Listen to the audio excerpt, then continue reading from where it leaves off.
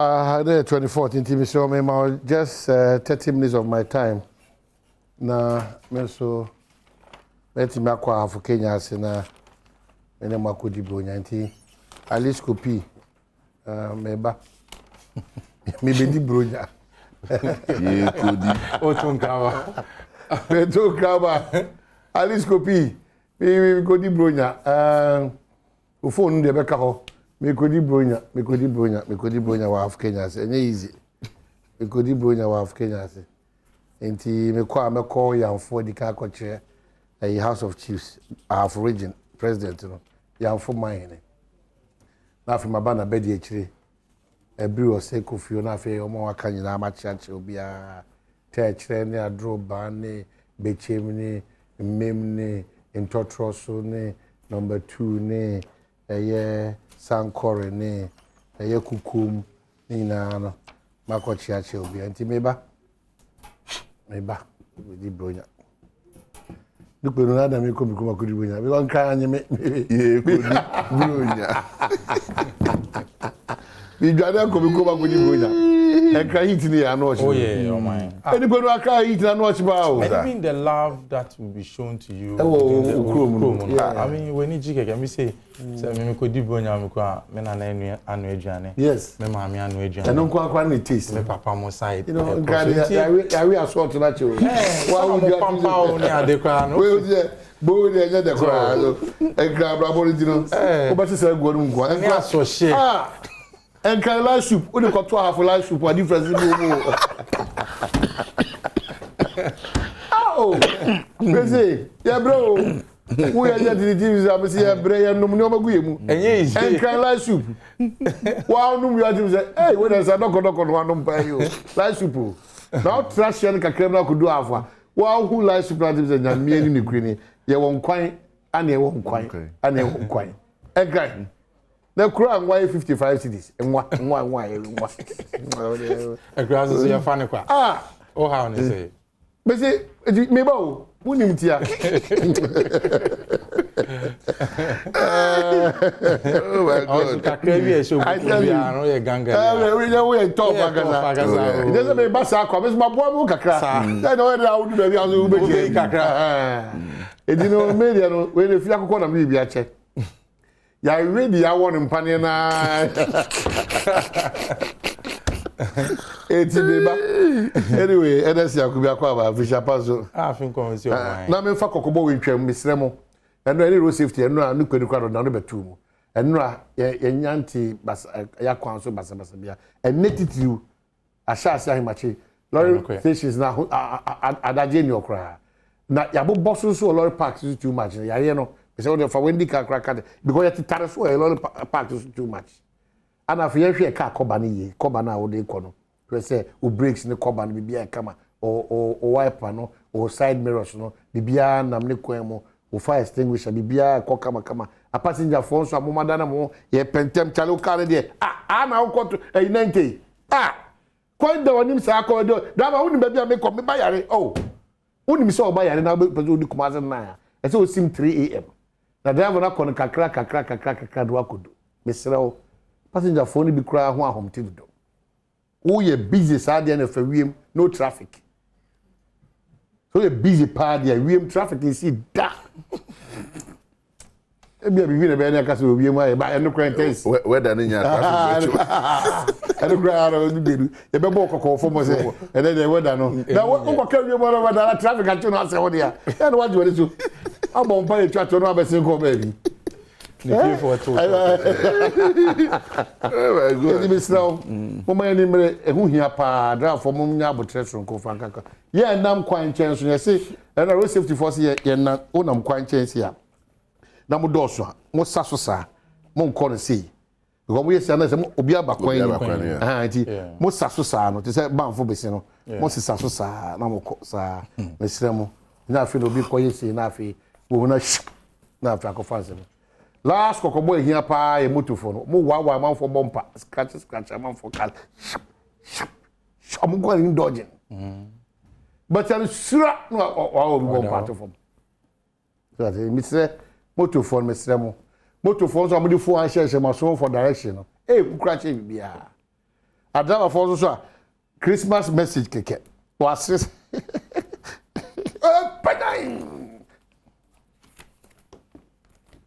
kasi yedi ago message ni dey na wo ye dey twishare cracking card at the same time. All ko nyina no obi so smart you know papa no I was me testify no afia kakra me testify ai jing.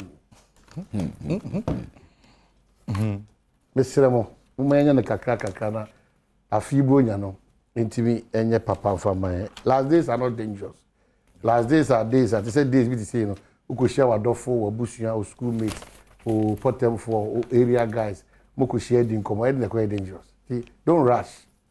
It's better so be konya akodu than say obe kwa kopepre na afi bibi no okwa yare saba na owafa. Ana nyame na de ma no atwam nyame na eje de bia nyame na de wuo ma wa okwa wakobu afa so nyame na de ma nyame na eje. Anyway, and I do my former boy, voices be say bronya we cause me say you former abrafi bronya here enye crack and tadia. Hey, na bronya ba na ba ha so ma meka na ba che. Since I'm in Ife, anytime I say for be interview bia. Bronya we dey tadia. I'm wondering the particular bronya. Bronya we better that bronya no. They are top. Anyway, NS they are same do akoma so na eni wonkomo. Aha o man no na abo o man no na ebetimi so atini bi so. They do akoma so. O man edi kan enchia ahwefo na etiefo na afene ba na wie ye ma monso momo oni o producers ni ade ye mu bia ye tai ba show ni so de ye nim the effort aya modi shem e de mo ye nti na me hira mo nyina no hira ye nso ye party penny for ene Ghana for nyina na oman obisa ma ade e da makoma so am fe say afi yidie o hwe Ghana parliament nie akoso fitting January 7th ebesi ne me fe say ne obebra akoso wa ensem fata say e wo say ekoso sa e wo Ghana amanyo semu enti eno ni ade ba ko a afi ne ba na wiye ne de say yenuanom parliamentarians ni ebeti a ye bese say wo mu nyina nya adwuma in the interest of the nation enkenka ni minority for no enye show of force ana beboa na there's nothing like a minority parliament and as a majority parliament. There's only the parliament of Ghana. Say Ghana parliament ba kope ana mo represent ye nyina kanino nanka obe hu say video bi eko rounds na be hu say Ugandan parliament and say amanfo for na hu say sansem wesi basisi ane de omo de yewura amana donko mu a wanhwe yi a it doesn't matter which party is in power. Oko amansan gwa so say okwa akodidwa because of some of these activities nintino ube lose credibility and answer respect was wunya in terms of democracy no obehwa emra omampani kufu apenso no mida en sika omusa kan ni ade omdidi djuma no one of the key tenets omugina so this kind of no democratic governance sana memuo no ekoye rule of law ni ade ye djuma e wo man ni mu it is a kobase an arm of government to say parliament na enei no everyday bia na akoye ntokako any blow ni ade na ye di adwuma ho no ma na che se emwa ni ti ameka ne sanso kwa kese nso ni se impo no se wo de yenjintum se de enuano minority kan impo no sa na tia se obi efom wo parliament a enye wo ho odin na ade be corrective form no se sa na ye no anka ye na nanom antimi antena se ama parliament na ndawa ambesi ne mayenso ya mba ambeto aso obi fom a ye de mra ana di nipa ni di edi na mpani for kwa say patapa pie to eden ye de mra na eden ero it is on the floor of parliament kwa mo face bia the majority and I said the government of me every day I try to play the devil's advocate and see say a coin ben so ne betumi afa so ebe ni ye it's obvious say ebi a deputy speaker na ebi oba beto oba be vote fi so oni kwan it is supposed to be challenged in court not bibi bie ni we ma won kwan say wo wa hoden sunku bi say o say you are fighting for democracy as a Christian o say okun amerade okun amanyame wo ne hwan na okun amanyame the state is not yours. The law is not in your hands. So okun ama hwan. Now I'm say ye kwa ma Ghana for no ye for.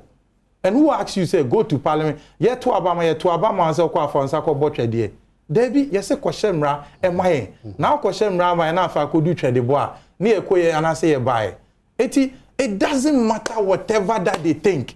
Sebi se majority for boy ekrono. And that's some Ghana for Bukata. And you about to never quack. Exactly. Say we yes, you answer with you, and now you think say, who parliamentarian now to now, oh yes, I dare no. Yeah, what to abani and him so bit my representing the Okoye. Then you are oh person in Ghana for 77 yard mundo. But so what you two say yard mundo. Either you use the existing laws to make sure say you battle up your case. And now say over giant Ghana for no my the adwin and make decision say you better about here assume say an answer bentin. But you cannot go and purport to be fight. There ma me who cry case say no am hu ba ko adom online. Yes say ma me ba ko ye omo deputy whip. Do you is it Caesar or Ganza? Is that your name? I don't say. Or say the in the crowd will be who she yet in parliament. Are you now, sure about that? Oh yes, go to Adom online. Omuni omo fighting partners did that. The in the crowd the kitwa cry. No, or the one come over Kedi Agro. Adom online all Kedi Agro. And it doesn't matter the justification. Say me nim wo there so bi kwa na eku obi kwa parliament kwa wo ntimi nka say wo kwama zen. Na say Ghana offer Ghana man right say sovereignty resides in the people. And yes sir. Enti ade nti na wo no. Wo ho yenye nti ana wo ho no. Okon ayeden. Constitution ni wo provisions are. Even so also person who defend ya mamra no. O person defend bibia wo say wo gina so. Edekun etia eniama nipa ne ye article 3 so person who defend the constitution ne kwampo a e wo kwan a wo so fa so article 2 and make sure say wo allege say obi aye bibi a ene Ghana mamra ebo ebra e kwan a wo so fa so de na nti afa de na akoba say afa de we are moving away from the debate oman eniama bia edo ye mu bi akon ama ye di e ko abo ejoni amanyesem how enipa bi mu etwemu in the past. How knowledgeable they were. Arguments are not presented on the floor of parliament. What's your monsema omoka? Na do kon. And found which you see, sometimes in as much as politicians are your do ya man you ko near kayen each of the political divide you will name therefore and you almost on my bone. It's a statement of fact. And yamin am best sad no. Eti wo ko now kan wasem ya e do nipa kwa say ono so ba be gina sa bia no ene den ye che ye nkwara say we need ene enkoto abama macho men no mo represent each of the parties in parliament. If it's about blows now be who minority revel in a democratic dispensation. Revolution has come to stay. What? Oman nkoyi etimi dem ma this said and say both minority and majority, you know. One count boom 2022 aye kwa kwesi mini there. What they also want to use the debate, use the rules in parliament to argue your case. Sebi say ene you know say wo allow mpo ma decision mu take no say nye decision papa mpo a eba be president ebe da ho no ma ochine bi no you can refer. One say enano ayera Samuel Jinapo e kasa of parliament no or cite emra na yewra speaker of parliament ya backbone any ade mo almost omo as members of parliament omo decision na omo take here it is office say anamuntu no mutu na you either challenge it or allow the president to prevail or chine bi nzo aka say so okoto de ne bodwe emra mu gina so edi ti a emre bi etwem no eno na ene yenso ye gina so eden edi ti am. That is the way to go in a democratic dispensation. Basa ube fam rasha onsa no be show business so twede ani ade how na any backgrounds are there never say any battery can need to look. How do we solve this problem? Very shameful like caucus is dancing. Omameda say na me di nche ma hwefo ene onia kotia star boy ma wish you be a fisher pa afia ye wo mi a ekwewie ye da nyame ase pempen so di edu enu am ka say baby off afro edua no also na maybe Udisani. The way the if parliament started, it ended so. Nobody talk on start here, nobody talk here. But on a light note on that, I believe say for democracy, this is I think in the 29th year of the Fourth Republic. So we believe say it will do 50 now. But a chassis, the first parliament, at least I would say matured men and women were there, and they really understood themselves within the political landscape, from the UP, the PNDC. So Omoa Mangoti, it was a parliament of ideas, a parliament of discussions, and that motivated some young men like us to enter into the political fray.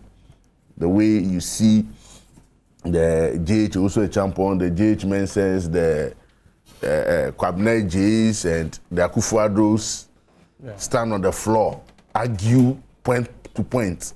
Also, Charlie Mashibu Gembe there. So we also entered as student politicians and a debate.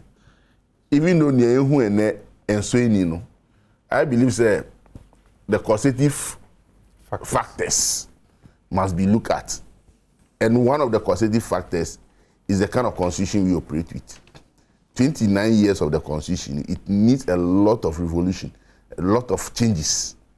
Me, this thing about no qualification to parliament, I stand against it. There should be a qualification to parliament. So I see our 3 arms of government. Now the judiciary, if you are not a qualified member to the bar to go to the bench, you are not in the judiciary, which is also an arm of government. The executive arm and the legislative arm, we need some sort of criteria. We cannot just leave it like that. That ends up to say people without even basic education can even enter parliament. We can continue. It will breed the kind of, because Nipano within the framework of the discussion, and you want more than about blues.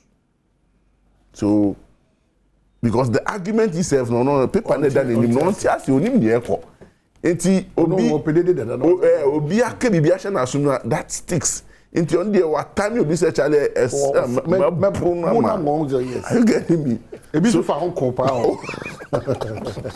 Ebi chat blue so. The frame in attend na mi say tell na wa agro na crop food na wa fa no say wa kapa. Ebi fa hon ye. So chale na mi ko di agro ba chale blow be come na mi say chale we dey ma retaliate enye kra. I getting me? So me say the constitutional review na ye kan no na ye hwe ho no na no meti o say Mensa mu kan wansem. So parliament to set up a committee to look at the work that has been done. Look, it's good for us. Age, qualification, nimdiebi. It is so that a jumana omoye no on beti asiye before be free committee be do plenary no obi ehun say o Charlie work has gone on. It will eliminate the partisanship, the extreme partisanship in our body politics. Because I believe that the moment you swore to be a member of parliament, the Ghana factor must be there. Are you getting me? Again, I say this way I can say, we are ruling by political party manifestos. And also, the political party manifesto. And the Ghana agenda is not there. Republicans and Democrats, some will manifesto, but they extract it from the American agenda. And Republican rule, I want to say, no mudi 2 a month for any month, 2 almost abano. It is in consonance with the American agenda. Democrat the same. Ghana Hanum. Where's the Ghana agenda for a political party to go and extract their manifesto? And you know, you could create a dream. 84 years, Niamaye, 8 years, Niamaye, no need to see Honum, that is why all over the country you see dotted, uncompleted projects. The state resources is going down the drain. So everybody is fighting for the next election. Until whether this Benyama or Manu or Manu, it is the party agenda we take to parliament. Ningina, Ebejina, constitutional review, and having the NDPC develop a framework for Ghana the next 10 years, the next 20 years, the next 50 years. Until Amanyo Fona Mobano, you take that framework and extract the salient point and develop your manifesto along that line. So, obi nye project en ko si Emma NDC ba e be jemu egu ho ni ese akobo busia ni a start fufuro na pro will make sure say Ghana no to pon. That is why the Ghana we are seeing no. You see a developing, but there are projects especially road projects. Or China, you see say they will talk about expansion of that road corridor and roadway because plan no. So we always do projects, but within 3 years we will break it and say let's expand. But Nigerians are minor more developing. They've ever broken their old roads to add up. They re-engineer the road. So re-engineering say you be bubu ni nyina. When nyina say you need plan. Intermediate. NS Kanya both political side no. From the party structure level, regional executives, national executives, constituent executives, how do we relate in our self? Look, I have been telling my people, say, your base, your grassroots, largely they are ignorant about what happens. It is a young putting yourself to educate them. Will be saying a grassroots, and will end up not making sure that things are done rightly. It means share the way I sometimes your grassroots it means speak about them. The fool is siding with the MPP. Of course, it's why MPP for so bam. Because denasi. Yeah, ebe jina ho aye education na say asem we say na ti na say na ese ko onu na kuma no ne April na kuma that moment no per say enye ho a. So we as the leaders of the political party from the constituent region national no ese da ni da ye kasa emu no ye fa nkyerɛkyerɛ mo That's a fantastic point. Say you're always misleading the grassroots. The way our kuma April no enye sa na humanity me on many of our platforms sometimes I used to even have banter with our own colleagues.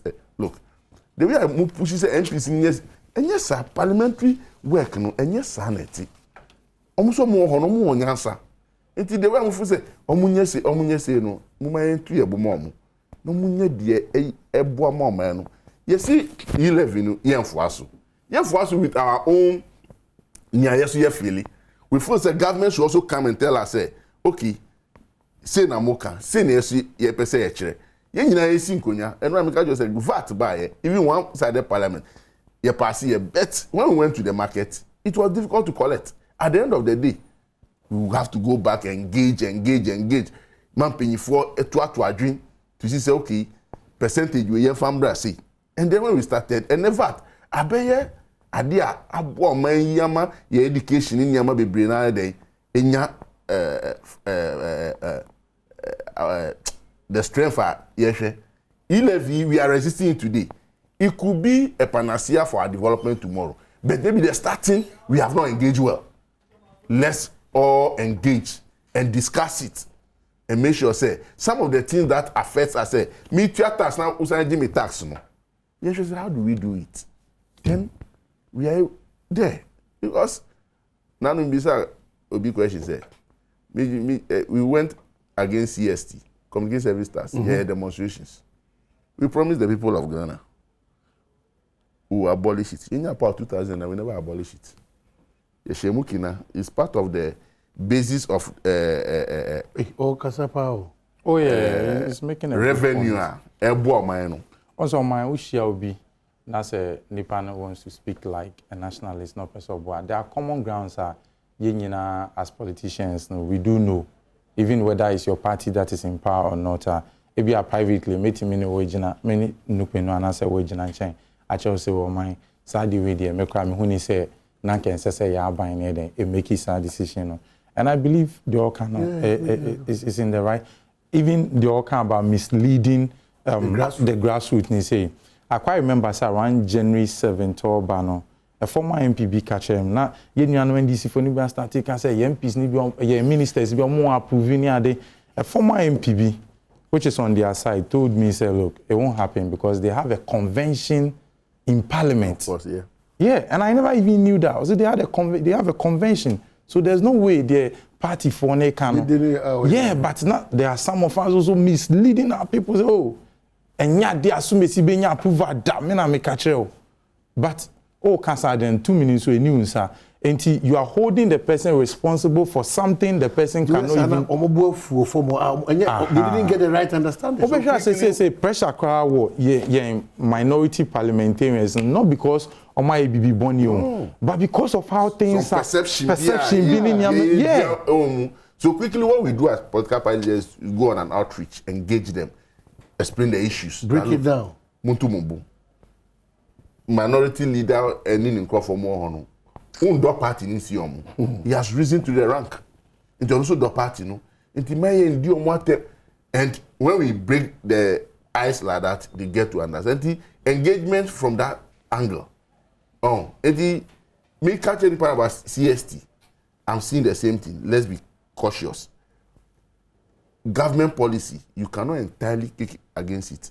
We don't agree with them on certain points. Let's let them come to the table. Let's discuss it and make sure say we have a very good percentage we can run the country with. But 1.75 in the Miami say obi enim say no every for someone say no yeshi. But just that target na ken ni omapenya ye no enu ti no mo say o chale yanya we a ye chibeka fem. But omo the hardship in the economy. Na yin na yen ni. Okay, so and I come in now dey wrap up another topic I do come today. I'm out there. Who put me on the spot too? And I'm not able to see you. The Bonya Subusumi, the other Kumasubia. I think one of the critical ways in it can't all be politics every day. At the back of kind of I was nodding my head. Maybe I saw about 6 to 7 cars are crashing. Oh, yeah. Well, before I do a Caprice, you know, and bridge and so on. Yeah, about 6 to 7 cars. Young lady who come and say, we see from our son Nikotoji any identity. One of the things I am beside me when say over the period, you know, I am nke be di bonya so abai for na meeting na yes nko for be on my I'm power na say mosi kuku you know abai for na meeting yeah my meeting growing up no me who say as we are beginning to get more enlightened no it is not the case. It is not just a so no mu try intro kakra. Not just say oh mo kuen pa o no eniama ye dia sha before we ase no o ma no e because minimum transport company via 5 to 6 years near our minimum no I'm running tanker cars no ba kokra nya accident da so I decided to inquire say I don't know car see e be nya accident and what they were saying is say look driver ni be to a manage journey plan. Ni journey plan ya che o say o car na so enti wo kokuma asan make sure so be use ache motor na we bia wafa insanwam nam sa hwe no ankwa ankofa mountains no and ya chase speed there was call after every 2 hours also take a rest any sanema and 6 years nie omunya one incident because omo car back akọ crash da it means it is possible. So, enti ni ambebre na ya de sha before na bronye du na makọ ye meeting ana omzo mu hia moja be 5000 ni pe be wu bronye ni ade gina so my I'm asking myself why the last 2-3 years we say what's the idea even last year because of COVID-19 no enkofo entu kwan bebe did you see any abefo anyejuma so enti to your point no o kan na edama come so say me so no minke binto so say we need to take our life serious and niama ye ema ye timi ye crash ye cars ni aden edoso state agencies in so amowo authority say also mo hwe say ye road worthy ye license ni sa niama nyina bibia be pepepe no mo fe ndiago Africa your biggest problem is favoritism. Mebusienie, madam funie, minuenie, enti enye kra na we say many. So oko Kaneshi station, Neseko station, or Kochi CSC way. Sometimes you ask yourself, how do they get road ready? Say yes, say a shem rane pane system ye dia to say e wo say car come ansana yetimia certify say car we road ready now. You ask yourself say then omunya road ready. Oh, can be just on per mass, but it's not a matter of on per mass. But the truth of the matter is, the last time I met my sister station at Dome FM, and I be a line for call up. It was near analyzing incidents here, and I drive a big friend and say, "Oh, Massa, I did back with Queen driver for Nepa, Munimpa, a cocoa." ni wa kumio ko de bia auto poster no wasesa no yes utwihwe na de bia aso no bi kuntoko o ma ka no obu afu to me no I was like akwawe super I can't say my but later I got to know say I'm part of Israel Coco oh asade ba ko e ma ye driver for ye took us training pa na Coco na wo sa na o fifret bit to it's an uncomfortable me I never knew I thought the guy was just massa so sisi ready to go e ma me nsu you see enipa if you fret nipa o na ya hunwi ni ti ya oh my auntie I mean a driver for nam kind because you know if you Kumasi ba your conference you know I was na me share buses now I was thinking through I say is it that one of the things abuama incidents here reduce so e kwan so say oh my first no na buses na endorse no nipa ba ko person okoba 3 times asa na ade asa and then now on say VIP buses na ni ade beka ho na endorse no wanya akwa ba ko pe ni nyina ka ho na reduce incidents no e wo kwan I'm telling you because na nipa ba ko pe say oh me ko yi o ma buses fast once it was say na buses na ni ade ebe doors ni ade wo mu no say no konebra ne so ate enti amana incident na ede aba fon ti yes say omo nyina so hye so say eyan ne ye oboy problem so kese pa Coco pals o me mo station so na me te onye ni papa akwa no kaire Coco onye ni papa o sa busa pedu obi wait 25 minutes at na say why unim kra busa bela samwa Coco onye no huni papa yeah anyway ko no ka dia ma me fa we enja me no mi no we na twen bi we jaw excessive breast exposure can cause cancer de man muntie ona wo de wo mpokua no viso emission obeshidwa so me man so pe wo osum ni sala obeshidwa reproductive cancer advocate Miss Frida Ajiman Sapon has cautioned women and young girls, women and young girls against exposing their breasts to excessive sun rays as it can expedite breast cancer development. The PRO hano, the share check when I say, oh, Sumagun and Nimsa, they we able to share no kuta oil afam. Koso. Esi busu minima most ebu mu bi ni majuma ba. Koso. We were once like you. You one day be like us. Yes, you know, amani sa you need to crack. You can't untie. Debi na abati. Nupa bra wa bono. Mini en kasa bibira ha. Owa menchia minia ba kwa o hwe. Madafu ba ko hwe se fe Major Dako. Major Dako. Owa family. Oh, Major Dako. Permission to greet Major. Sao. Kaka. Major Dako ya chao. Oh, good. Yeah, o say